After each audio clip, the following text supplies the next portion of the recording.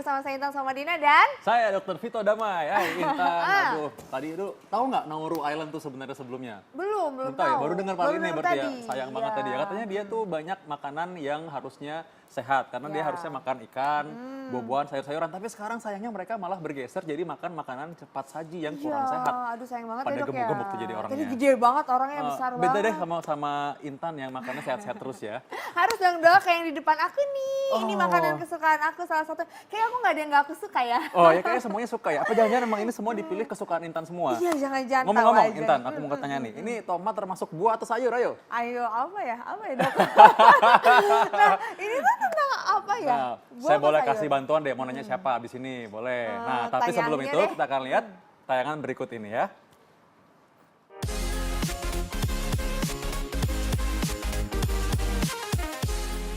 Tubuh membutuhkan vitamin C. Jadi, buah yang kaya akan vitamin C seperti jeruk sudah pasti masuk dalam menu harian kita. Tapi, jeruk bukan satu-satunya buah yang mengandung vitamin C. Biasanya akan terlintas untuk memakan buah jeruk. Karena faktanya ada juga sayuran yang mengandung vitamin C seperti tomat. Tomat adalah jenis sayuran yang sangat mudah untuk didapatkan, terutama di pasar tradisional seperti Pasar Jaya Klender SS, Jakarta Timur. Adi Arifin adalah salah satu pedagang sayuran di Pasar Klender yang sudah berjualan tomat selama kurang lebih 15 tahun. Adi bahkan sanggup menjual 45 kg tomat hanya dalam satu hari. Sekitar 15 tahunan. Per hari 45 kiloan. Ibu-ibu. Per kilo. Sekilonya 15.000. Kalau per buahnya bisa 1000-an. Biasanya kebanyakan pecel lele. Buat sambal. Bisa 2 hari 3 harian tahan.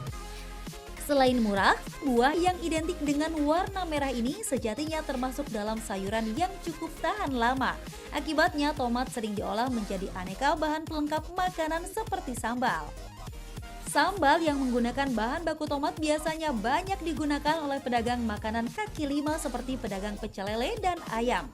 Karena rasa asam dari tomat dianggap sangat cocok untuk dipadukan dengan pedasnya cabai dan gurihnya terasi, sehingga sambal akan terasa lebih nikmat. Kalau di sini baru 2 bulan, kalau udah jadi pedagang ya udah 5 tahunan lebih ada. Untuk sambal, kalau buat pecel lele sambal, buat campuran sambal. Ya biar ada rasa kecut seger gitunya gitu. Jadi nggak buat campuran juga biar ada rasa manis, kecut, tomatnya biar ada gitu. Kalau tomat merah biar sambelnya kelihatan lebih seger lagi, lebih merah. Kalau yang tomat yang hijau itu rasa kecut tomatnya itu berasa banget. Jadi ada yang konsumen bilang rasa tomatnya masih ada gitu ketimbang bumbu yang lainnya gitu, kayak cabenya itu nggak berasa gitu. Kalau pengunjung sih kalau masalah sambal pecel lele ya yang pasti pakainya tomat. Untuk saat ini ya kalau pakai tomat sambal nggak ada yang komplain di sini. Banyak yang suka, malah nambah bisa jadi. Pertanyaannya sekarang, lebih baik mengkonsumsi tomat dalam keadaan mentah atau setelah diolah? Lalu berapa banyak tomat yang boleh kita konsumsi setiap harinya? Nah, untuk menjawabnya, mari kita simak penjelasan dokter di Ayo Hidup Sehat hari ini.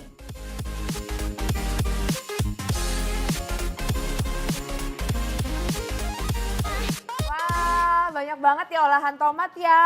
Nah terus aku sekarang udah kehadiran nih bala bantuan. Dokter Ida Gunawan, spesialis gizi klinik konsultan. Halo Ya, dokter. halo. Dokter, tadi aku bingung sebenarnya tomat ini buah apa sayur sih dok? Dikeroyok ya sama dia. Iya ditanyain, aku nggak Oke. bisa jawab. Itu memang menjadi banyak pertanyaan. Pokoknya dia, tomat ini kan lihat, ada bentuknya macam-macam toh ya. Ada yang bunder, melebar, Iya. ada yang mancung ke atas. Heeh. Nah yang bentuknya bulat melebar ini sering dikatakan sebagai tomat buah. Oh. Yang bentuknya mancung ke atas ini dinamakan sebagai tomat sayur. Oh gitu. Ya. Jadi Nah. jadi ini ada 2 klasifikasi berarti Ya, ya dok ya. Yang di satu awam ya. yang tapi kalau misalnya secara keseluruhan lah dok, ini sebenarnya sayur atau buah kategorinya? Nah ini kalau dalam daftar penukar bahan makanan dia dikategorikan sebagai sayur. Oh Iya, sayur. sayur tomat ya. Sayur Iya. tomat. Kan orang selalu bilang ini buah tomat gitu ya. Nah, salah kaprah ya. Ternyata sayur ya dok ya. Terus dok ini kan tomat banyak tuh ada yang manfaatnya kan banyak banget ya. Salah satunya adalah rutin konsumsi tomat bisa mencegah kanker katanya. Ini fakta atau mitos dok? Wah ini fakta sekali. Ya, Wow, fakta banget gitu iya, iya. loh Kenapa ya. tuh, Dok? Bisa Ya fakta? gini, tomat yang paling penting ini lihat nggak, tomat ini berwarna-warna. Ada yang hijau, ada yang orange ya, orange seperti ini ya, kemasan. Ada juga yang merah. Nih, merah banget seperti ini. Ya, ada yang merahnya ada seperti ini. Nah, kalau untuk mendapatkan manfaat anti kanker, Ya. carilah tomat yang warnanya merah. Oh. Ya, makin merah warnanya, makin tinggi kadar likopennya. Jadi yang punya manfaat anti kanker sebetulnya zat aktif yang ada di dalam tomat. Namanya likopen, keren kan namanya? Oh, likopen namanya. Nah, tapi ingat, likopen ini baru bisa keluar dan bermanfaat untuk mencegah kanker kalau ada Apa? syaratnya, dipanaskan. Oh iya. Ya, tanpa Dipanaskan? dipanaskan tidak keluar likopen yang bentuknya cis. Oh, jadi harus dipanaskan itu berapa lama, Dok? 5 sampai 10 menit. Itu direbus? Boleh direbus, boleh dikukus, boleh di oven, boleh dipanggang atau digoreng. Suka bikin sambal cabai itu loh ya, yang tomat dimasukkan. boleh, Dok. Boleh di atas api. Jadi Oke. jangan kalau dipanaskan Anda taruh di bawah sinar matahari. Nah itu enggak itu. Iya, iya, iya, ya. iya, iya. Nah, Nah ini, aku jadi ingat ya kan memang dokter Ida ini pernah punya penelitian mengenai tomat ya. Betul, tadi, ya. Dan- betul. Tapi dok ini kan kalau orang Manado itu kalau masak dabu-dabu enaknya tuh pakai yang hijau dok. Nah ini nah, makanya hijau ini padahal enak banget. Apakah benar hijau ini memang sebenarnya kurang bagus manfaatnya? Tadi katanya yang paling bermanfaat kalau makin merah karena ada likopennya. Ini saya masih seru banget dan pengen lanjut lagi sama dokter Ida nih. Bagaimana dok? Ya. Jadi gini, tomat kalau ditanya dok kalau gitu tomat ini boleh nggak sih dimakan mentah? Tentu saja boleh. Oke. Dalam satu buah tomat kira-kira 100 gram ini mentah ya, dia mengandung kira-kira ada 25 kalori. Jadi kalorinya tidak terlalu besar sebetulnya. Makanya tomat ini bagus sekali dipakai untuk berdiet. Tapi kandungan seratnya juga bagus, airnya juga banyak, makanya untuk berdiet cepat mengenyangkan. Nah, antioksidannya ada nggak? Ada. Jadi dia kaya akan vitamin B dan vitamin C. Namun kalau tomat ini kita panaskan, maka antioksidan karotenoidnya akan muncul, namanya likopen. Ya, dan likopen di tomat yang segar ada nggak? Ada, tapi bentuknya adalah bentuk trans. Bentuk trans. Jadi kalau kita belajar kimia itu ada gugus-gugus yang CC karbonnya itu ada yang sepihak namanya cis, kalau berlawanan namanya trans. Oke. Nah, dalam kondisi mentah adanya isomer yang trans. Nah, isomer trans ini susah diserap oleh tubuh. Kalau dia dipanaskan, maka dia berubah muka. Jadi kayak kita di make up loh, kayak Intan jadi cantik ya. Nah, dia dipanaskan menjadi isomer cis. Isomer cis ini akan cepat sekali diserap oleh tubuh sehingga mendapatkan efek antioksidan yang sangat baik. Kekuatannya kira-kira 10 kali beta karoten, 2 kali vitamin E. Wow, tadi Ya. ngerebus atau Ini ngukusnya sekali. 5 sampai 10 menit ya, Dok Iya, ya? 5 sampai 10 menit sampai ini kan warnanya bagus dan kulitnya kenceng ya, Iya. sampai dia menjadi keriput. Nah, kita suka lihat kalau pagi-pagi sarapan di hotel tuh ya, ada tomat yang cuma di oven. Oke. Kemudian keriput di atasnya suka dikasih campuran keju. Iya, iya, Ya, iya. ya, itu. Itu bagus dong. Bagus kalau dia sudah dipanaskan ya. Pakai keju boleh? Boleh asal mendapat lemak. Karena karotenoid ini adalah golongan vitamin A yang penyerapannya akan bagus kalau ketemu lemak. Oh, bagus Ya. banget nih berarti. Iya. Oh, kayaknya Intan ntar lagi mau borong tomat ya, kalau lihat nih ya. Iya, ini aku bawa pulang semua nih kayaknya. Nah, ini sekarang kalau ngomong-ngomong kalau kita udah ngeborong nih kan harus disimpan nih. Gimana cara menyimpan tomat biar benefitnya nggak hilang? Nah, katanya kalau misalkan disimpan di kulkas katanya kurang baik. Itu benar nggak? Mitos atau fakta? Mitos. Oh, mitos. Mitos. Jadi monggo Berarti aja boleh ya? disimpan.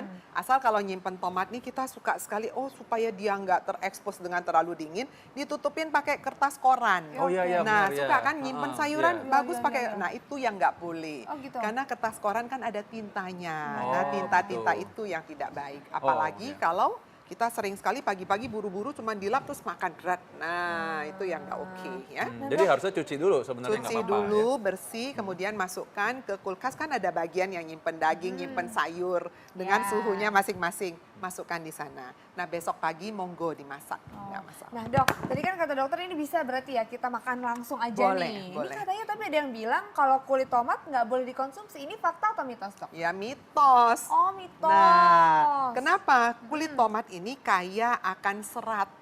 Ya, kulit dan biji tomat itu kaya serat gitu ya. Kalau dulu kita belajar atau kita dengar orang tua bilang jangan makan biji tomat loh, nanti numbuh usus buntu. Usus buntu, ya. Padahal nggak ada kaitannya. Ya. Jadi biji dan kulit kaya akan serat ya. Hmm. Cuman kalau kita ingin mendapatkan manfaat antioksidan yang hebat tadi itu, maka kulit dan bijinya sengaja kita buang.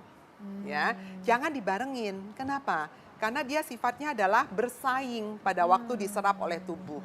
Jadi kita mesti pilih salah satu. Kita mau dapat antioksidan atau mau dapat seratnya.